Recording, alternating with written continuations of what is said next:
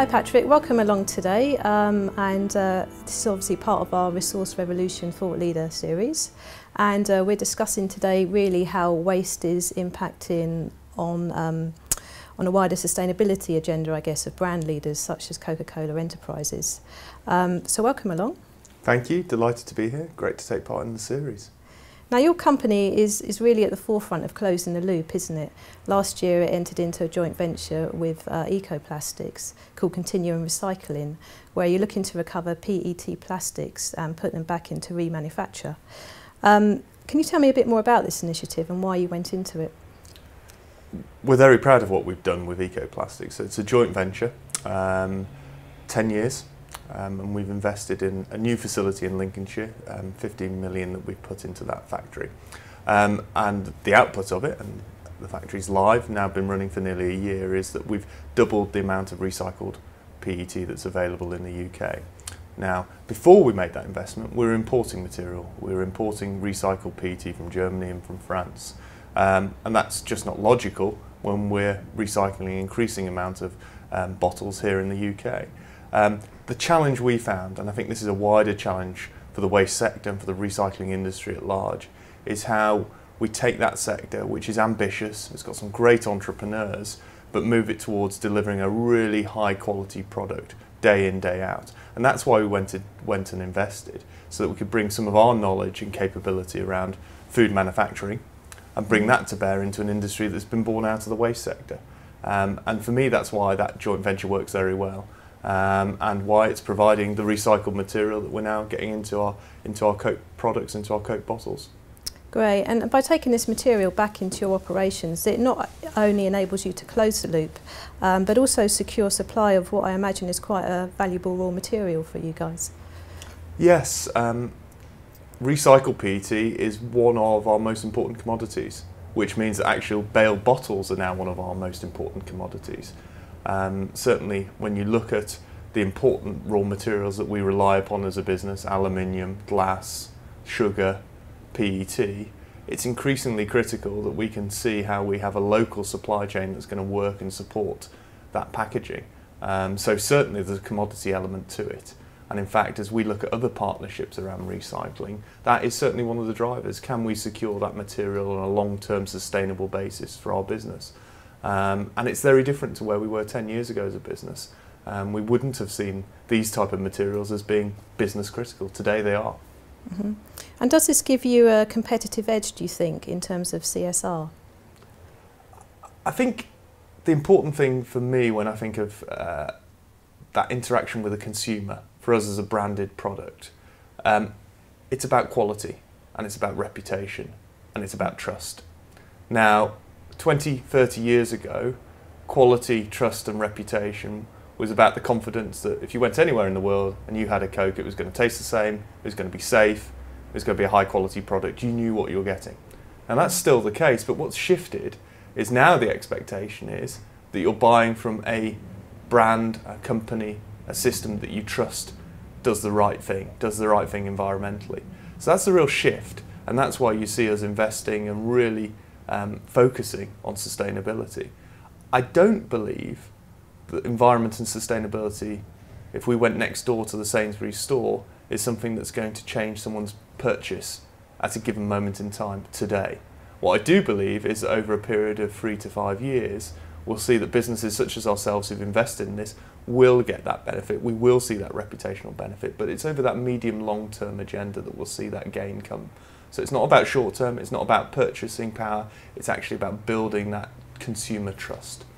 Great, and you're looking to replicate this model going forward, aren't you? Out in France, I think you've just entered into another joint venture to build a similar facility. In terms of scalability, is there a real appetite for this type of collaborative working within the waste industry?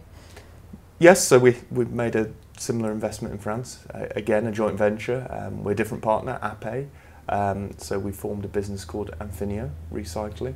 Again, we'll recycle PET. The challenge is ensuring that each part of the sector, the waste sector, brings core capability to the table in any partnership. And what we're seeing is a lot of vertical integration going on. A lot of businesses that previously were in collection moving into collection and sorting, that were in sorting moving into sorting, reprocessing. Brands such as our own moving back down the supply chain to ensure we can deliver a sustainable product. But I think the critical element in designing and building those type of partnerships is being honest. What are we good at as a business, and where do we need support? And then having really clear handoffs between those two elements. Both our joint ventures to date, I think we've got that right. We've found good partners and we've been very clear on what they do and what we do. Now that's the basis for any good partnership. It's certainly the basis for good partnership in what is still a maturing sector, maturing industry. So that's the sort of principles we'll apply. And as we look at potentially other partnerships, other materials, other key recycled materials that we want to secure, where we want to have a positive impact on the recycling industry, they're the principles we'll apply. What are we good at, and what is a potential partner good at, and how do we interact? And that's really interesting. You've said that basically waste management companies need to be more open and honest, I guess, in their approach with working with businesses such as yourselves. And I know you've said before that they aren't really that open at the moment. Why do you think that is? And is there a trust issue there, for instance? I think it's challenging for the waste management sector and for waste management companies. They've gone through a revolution in the last 10 years. One of my favourite visual representations, if you look at a tonne of PET 10 years ago, you had to pay someone £100 to take it off your hands. Now that material's worth maybe £250 for that tonne. So those businesses have fundamentally shifted. They've shifted from the waste management sector from being about collection and removal, so effectively trucking businesses, to being businesses that are actually trading in secondary commodities. They're commodity trading businesses, and that's a different business model. And suddenly, having had no interaction a period of time ago with a brand such as ours, now actually we're a critical customer and we're just getting to know each other, and inevitably that takes a little bit of time. And the one thing I always say is, if I look at any raw material for our sector, if I look at how that plays into the retail sector, quality and consistency is critical. If you're talking about the food industry, we're after quality and consistency. And that's not in the old area of the waste management sector. Before it was trading secondary commodities, a necessity, but that's changed. And I think I'm beginning to see waste management companies who are changing their business model, changing what they prioritise, and beginning to wake up to that. It's interesting because our own research has touched upon this, and within businesses there certainly is a belief that the waste supply chain will need to reshape how it does business going forward.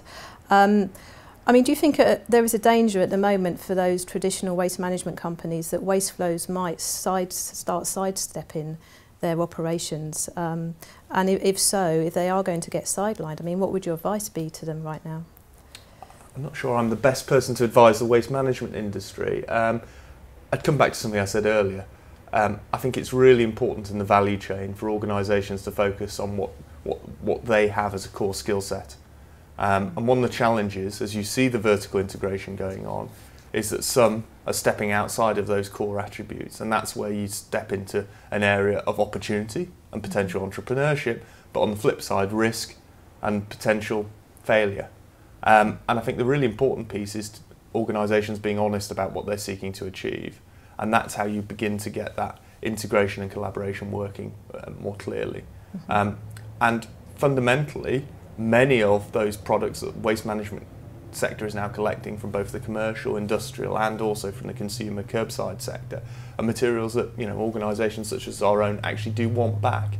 And the ideology around waste does have a valuable role to play here, doesn't it? Purely because it is so visible. How best can companies like yourself work with the waste industry and other key stakeholders to really exploit this opportunity? I think one of the things that excites me, I'm recycling director at Coca Enterprises, is when you see the polling that goes on in terms of the wider environmental agenda, and you ask people, what can you do? What can you personally do? Always, I'm yet to see a poll where recycling doesn't come either first or second in that poll. Right. People want to do the right thing in terms of recycling, partly because it doesn't involve a huge lifestyle change. It's a relatively simple thing to do, and they can feel good about it. So actually, as a waste industry, as brands, manufacturers trying to work around minimising waste and increasing recycling, we've got a real golden opportunity here actually.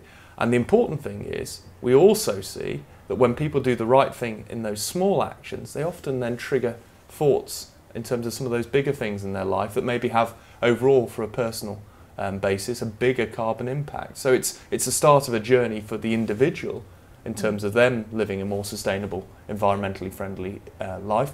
But for us, we're using that thing that actually forms, for our business, 50% of our carbon footprint is our packaging, is our recycling. So there's a real sweet spot there, we think. Well, that's really interesting. Thanks a lot for your time today, Patrick. Great. Enjoyed it.